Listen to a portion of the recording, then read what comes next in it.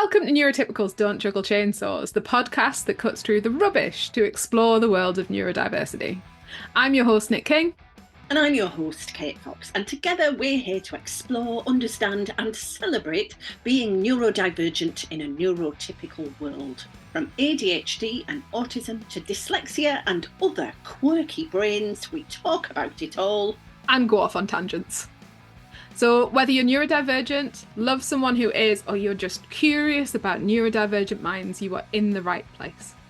Let's get ready to juggle some words and maybe even a few chainsaws, metaphorically, of course.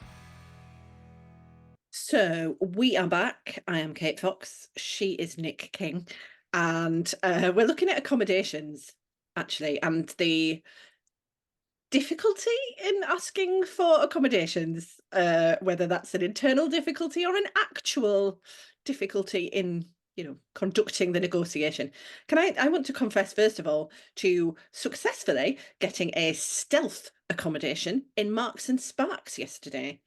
Who knew that a stealth accommodation was a thing? Basically, I suddenly realised that I was crashing, like mini burnout, didn't know it was happening, should have realised I'd, spoken to people for 11 hours the day before without stopping. That was a lot. That. So the reason I was heading to Marks and Sparks was comfort food because I realised I need comfort and food. And also I kind of see Marks and Spencer's as like an alternative mother. It's comforting, good things happen in Marks. However, it's not a good mother anymore because now they only had one person on the till, just one person, and the rest of it was the self-service tills. And I suddenly was like, I can't I can't do it. I can't put things through a till. It's too hard. And there was a Marks and Sparks employee stood in a uniform. And somehow, with the spoons I didn't have, I said, oh, that's a pity about none of the other tills being having a person on. And I somehow did that because what I wanted to do was go, you're Marks and Spencer's, what's wrong with you? What's going on? But I didn't because I'm a Buddhist now, so we don't do that. And this was very good because what happened was she said, do you want, I can help you. I'll help you if you like. Basically, I'll do it for you effectively because that's what happened in the end. And I was like, that'd be brilliant. Thank you so much. Thank you. And I nearly over-explained and went, it's because I don't have any energy. And also I'm autistic. I didn't do any of that though. I just recognised she was offering help. That was part of her role to do it. And so I said, well, I'll pack if you wouldn't mind putting them through. And she put them through for me and I just had to put them in the bag. And what I felt like, and I don't know if you will agree, Nick, but I felt like effectively, without my sunflower lanyard. So I mean, and this is not necessarily a good thing because this reflects some of my issues with being more open and asking for help. But what I felt was good was I did actually recognise I needed help and I managed to get the help. And I overrode my own. So I didn't say I'm autistic. I was not wearing a sunflower lanyard and I could have done those things, but I got what I needed nonetheless by recognising it. And I wouldn't imagine you were by any stretch the first person that was helped or needed help that day in Marks and Spencer's. And in fact, I presume there was a readiness in her. Like she seemed to recognise this person does not want to faff about putting their things through the till. And again, I felt good that I didn't have to say that and go into the whole. I did convey it in some way, definitely, and this sense of you can't believe I've now got to do this very hard task in Marks and Spencer's, where Of all places, honestly, because Marks and Spencer's, it's like tea-based services for me. It's somewhere where only good things can happen. And suddenly, not a good thing was happening, but then it did happen because they recognise that some people are not down with this whole decimated self-checkout malarkey. Yeah. And it does often go wrong. Yeah, it nearly always goes wrong. I would prefer oh, it is, I find it at the best of times very stressful. And the voice going, please put your item in the bagging area, or you have put it in the wrong, or whatever it is. Oh no, it's so loud. It's so sorry. Anyway, I feel like I'm disrailing us. Derailing Mm. us. It wasn't he a prime minister? Anyway, because we want to talk. Basically, it's an issue I struggle with. It's really an issue I struggle with, the asking for accommodations. And I presume that is because of my internal ableism. So are you good at asking for accommodations, Nick? Yes, but no, but. Ah, go on. So, how I feel when I ask for accommodations is vulnerable. Mm. I do not like feeling vulnerable. It is one of my least favorite feelings, and I am extremely like selective of who I will feel vulnerable with to around. So if I was to say have a conversation with the person who organizes my access to work, fine, not a problem. If I was to have a conversation with you, with Kieran, with like somebody else that I really like, I regularly work with, not a problem. If I was to ask for accommodations of somebody who feels unsafe, I'm thinking about the local authority actually, then that is awful and terrifying, and I probably just wouldn't and haven't. And interestingly enough, thinking about it, because I have recently asked for an accommodation with the local authority, because normally I'm not important enough in this process and it's meant to be about my children. Um, but it's because a member of staff who I knew from my child's school has moved up into the local authority, and I rang them and said, will you come to this meeting? Because I'm not comfortable. So it is absolutely about who I am asking for those accommodations and whether I feel vulnerable in that sort of that dialogue, that conversation, that moment. And that makes so much sense.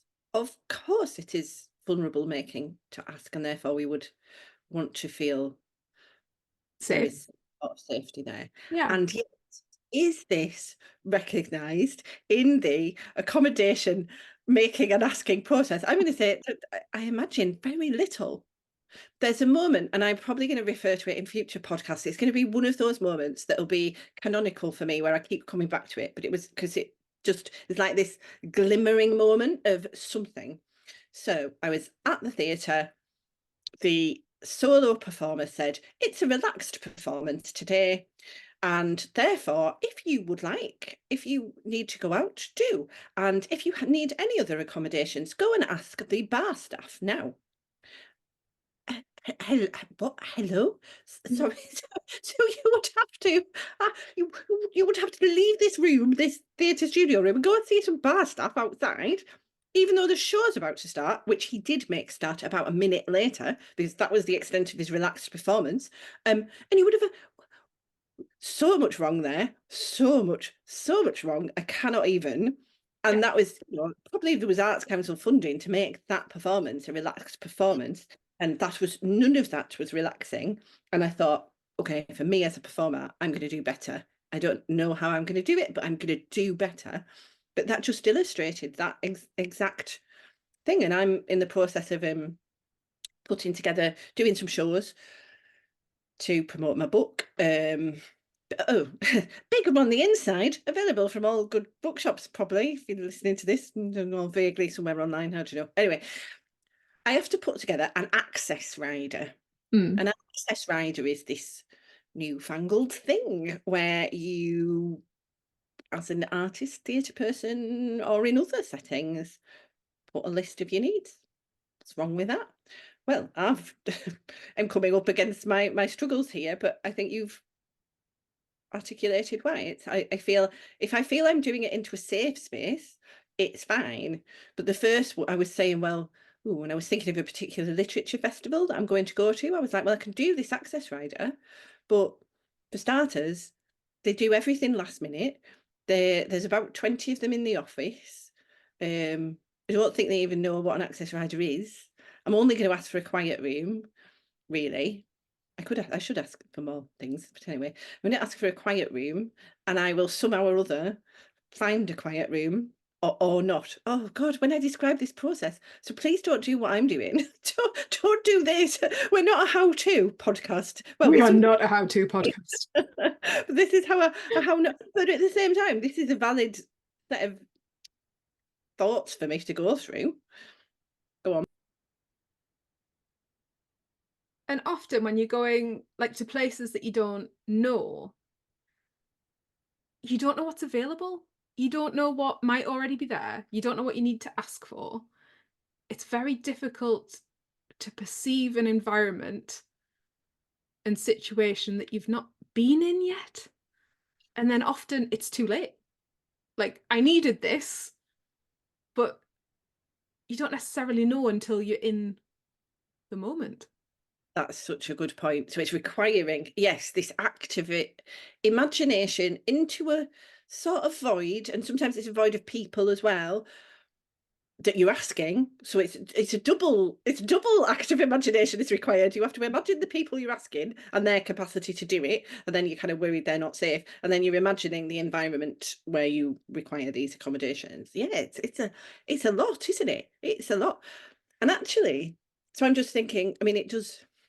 I did a show recently, and there was a lovely bloke who compared it or introduced me, and I could tell he saw his role as not just, oh, I'm introducing you and then bogging off. He was like, I'm hosting you. I am your host. And that was lovely because he was such a good host and had this care which lasted right, beyond the end of the gig. When he said, do you need anything now at the end of the gig? I was able to just say, because I felt safe in that moment, and because I was in the moment, in the space, and I knew what I needed, I was like, do you know the thing I would most like? I mean, and this often applies, and maybe I should put this on the access rider. Seriously, of course I should. A cup of tea. Knew you were going to say a cup of tea. I want tea. Tea is the thing that makes, along with tea-based services and Marks and Sparks, tea makes everything better. And he went off, he put me at a table, he went off, came back with a cup of tea.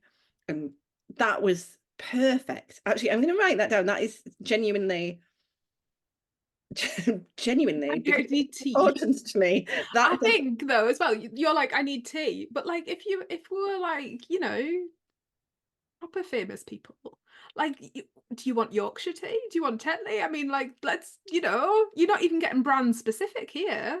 Do you want milk? Do you want sugar? And this is the thing, you're like, and then you're like, I want this thing, but actually sometimes people need so many more details to make the right accommodation for you as well. That's a very good point. And actually, funnily enough, because he was such a good host, and in that moment I was quite famous, he did actually say Yorkshire tea. That's how lovely he was. I was like, no, any tea, it's fine. No, you're right. But we shouldn't. So I'm kind of at the same time.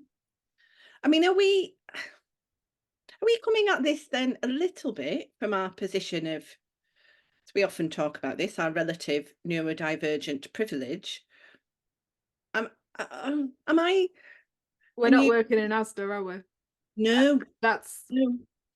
And that isn't where we are. no, It wouldn't be all right if we were. Well, no. And I'm not sure any amount of accommodations would work.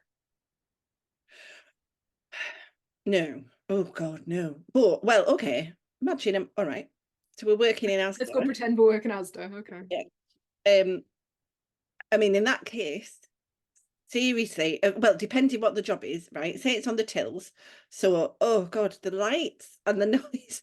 Oh, I feel very stressed at this thought. But imagine you doing that. Well, in that case, an accommodation that's not a luxury and it's not temporary, and I'm going to need a quiet room with dim lighting to go to, and that I am going to have to ask for that in that case. And actually, I've just been in a situation where signed a non-disclosure agreement, so I can't talk about it in great depth, but let's say I was maybe going to be involved with a particular TV show, and I did, and one of the things I said would be essential, because they pointed out that the filming would be full of people and quite relentless and last for a long time. I said, in that case, I will need a quiet room with dim lighting. And so the urge in me, that urgency of, I'm just not going to be able to do this if I don't have that, overrode really any sense of it's hard to ask. At the same time, I said to them, and it wasn't ironic, they said to me at one point, well, what if that was not available? You know, because it wouldn't always be, you might have to just sometimes continue filming. And I said, in a sarcastic but meaning it way, don't worry, I'm a 40-something-year-old woman who's worked in the arts for years. I'm used to trampling all over my needs and requirements, because I am. So But because we are, and that's not a good thing. that is not It's not. a good thing. But okay, so this is the difference, isn't it, between, or one of the key differences between invisible conditions and visible conditions. So, I mean, I know how awful the landscape can be for people who have a physical disability when they're asking for accommodations. You know, I follow, for example, Tanny Gray Thompson on X, formerly Twitter, where constantly she's traveling to go to, because she's a former Olympian, she's now a peer, you know, she does lots of stuff, she's on trains all the time. It's very rare that they manage to get this basic thing of, I need a ramp to get on and off this train constantly. But she has to ask, and she And then sadly, regularly does not receive. yeah, And that's yeah. when it's very plainly, visibly obvious what you need. Yeah, and they still can't do it. And they So still can't do it. so exactly. So when it's not, I mean, it makes me think there's a Geordie expression that I feel could be quite useful here, in a way, which is shy bairns getting out, which means for those of our transatlantic listeners, bairns, children, get obviously now it is nothing. If essentially, If you don't ask, you're not getting. basically. Yeah. But then we are highlighting here some of the complexities of asking, but I still think I have a sense when I'm doing the access rider for the literature festivals and theatre venues that I'm going to go to, even if, and again, I'm not saying everyone should do this, this is in my head, even if I do not actually receive these accommodations because, you know, slips through the net, someone forgets, doesn't happen, blah, blah, blah. The act of asking, me asking, is helping normalize this. And in fact, the reason that I am able to do this, the reason I realize there's such a thing as an access rider, and I'm going to do it, is because other people have been doing this, normalizing it, kind of making it a thing. So I'm now aware it's a thing. We're going to normalize it so that eventually in the future, it will actually be so normalized and people will routinely act on it properly, not just performatively. Because what I'm imagining is a bit of a, oh, go on. It's when you ask and they don't do it. Yeah, I know. And then they don't discuss the fact that there's no recognition that they haven't done it. So like, this isn't Premier Inn. Let's name and shame. Always ask if you need accommodations or any sort of access arrangements to your room. And I have asked twice. Not particularly around being autistic. Once there was a surgery thing, and once there was like a need for a fridge. Both times I've asked, they've recognized that you've asked, then you show up, it's not there, and it's nothing. Like tumbleweeds. Like nothing's said that they haven't done it, you know, like we understand you asked for this, but we couldn't do it for X reason. It's that that feels awful. Almost kind of worse than having not asked. I can see that. And actually then we're in the realm of, because I want to of reasonable adjustments that we are legally able to ask for under the Equalities Act and the Autism Act, which, Yeah. when that's in an employment setting, Mm. we are legally entitled to ask for those. And yet, still, and I've mentioned it in a previous podcast, thinking of the case of 22-year-old Fern Foster, for example, who was an autistic young mum who ended up killing herself when she was told her baby was going to be taken away. Her dad was a brilliant advocate for her in the inquest, and before the inquest too, when he was trying to get these accommodations for her while she was alive, Mm. and saying, he was very baffled, going, look, I've told you under the law you Yeah. have to provide these, and you're still not providing them. How can this be? Mm. And yet that is Oh yeah, that's yeah, just yeah. And th- being a parent to, autistic young people still in my case, there are huge amounts of things, particularly with my dyslexia. I can't tell you the forms. I cannot even begin to tell you how many forms there are in my life. Forms are my kryptonite. They're not accessible. Um, I struggle hugely with them. Nine times out of 10, my husband does them, but that's a level of privilege that I happen to have. Um, I'm quite regularly sent documents that I can't put through a reader. Not a single person involved with my children has asked me if I have access requirements to their care. Not wow, one. yeah. And I can see, so going back into how it would make you feel vulnerable and how it is almost worse to ask than not receive. Do Mhm. you want to ask though, could you, what if you started saying, by the way, I'm dyslexic actually, and I would like in future documents in this format. Thank you.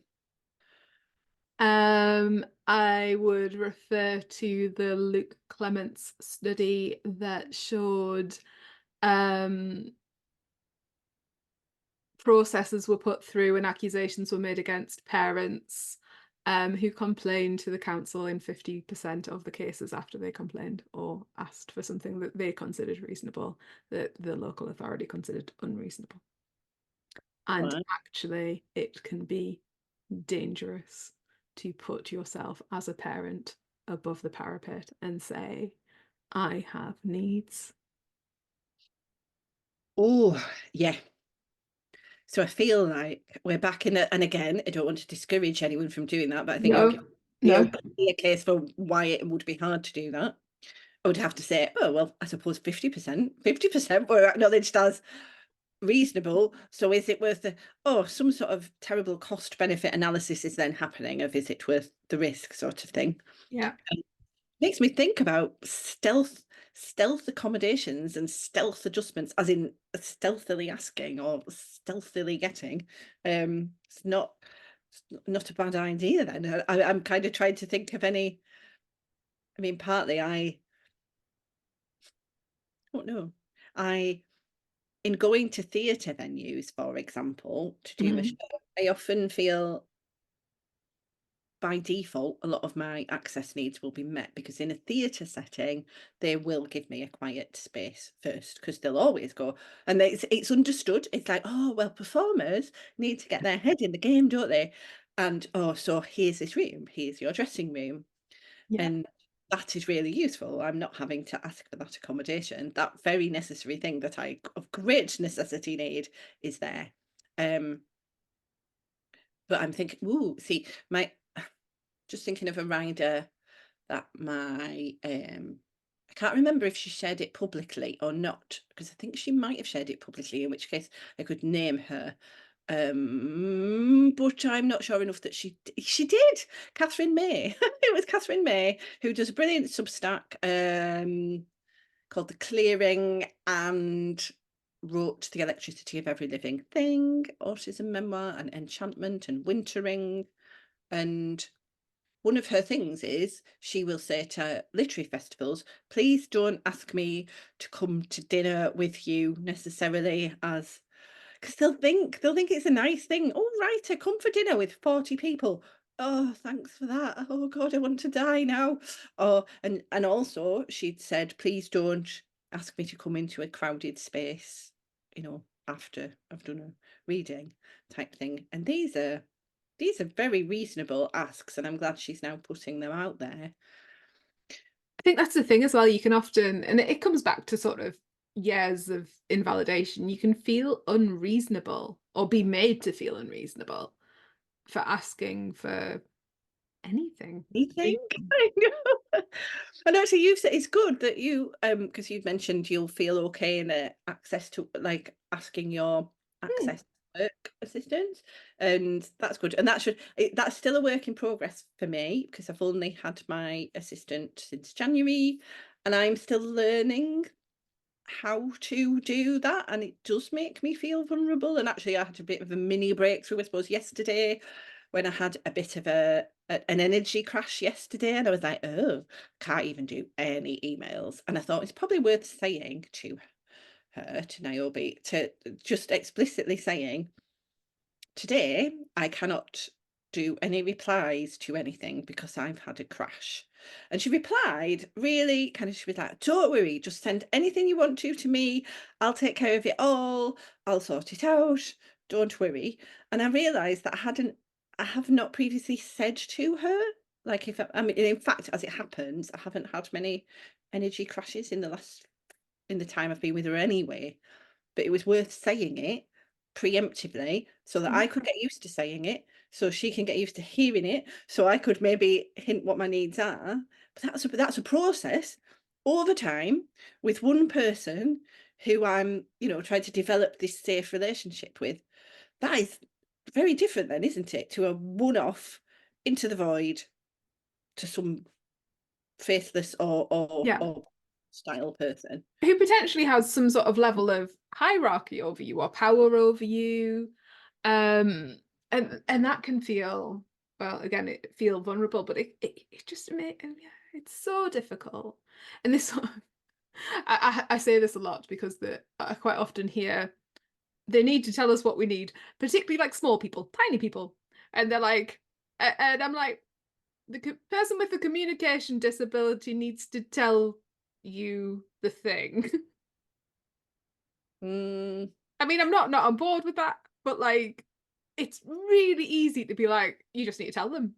And I'm like, that it's so much more complex than that. So much more complex than we've ever going to fit into half an hour podcast either. And I think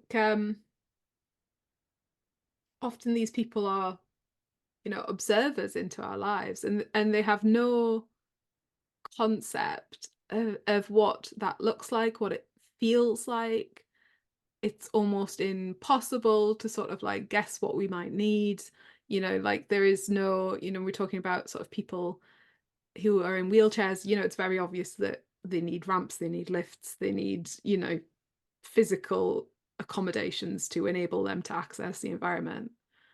And it is more complex with autistic and neurodivergent people, but that doesn't mean there aren't laws and there isn't protection, and we don't need to think about it and do it as standard.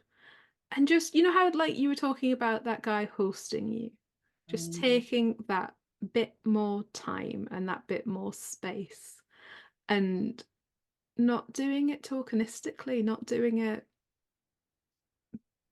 because you have to in law, just having that sort of like that moment to let them reflect on what like the person might need, and what reflect on what you can offer. And there is a sort of a middle there somewhere where hopefully everyone will be feeling a bit safer. Thanks for tuning in to Neurotypicals Don't Juggle Chainsaws. We're so glad you joined us today to explore the fascinating world of neurodivergence with your hosts, me, Nick King. and me, Kate Fox. If our conversation sparked a thought, a question, or even a smile, don't keep it to yourself. Drop us a line at hello@neurotypicalsdon'tjugglechainsaws.co.uk or visit our website, neurotypicalsdon'tjugglechainsaws.co.uk, to write in. We'd love to hear from you. If you enjoyed today's episode, consider leaving us a 5-star review on your favourite podcast platform. Until next time, keep embracing the unique ways you juggle the chainsaws of life.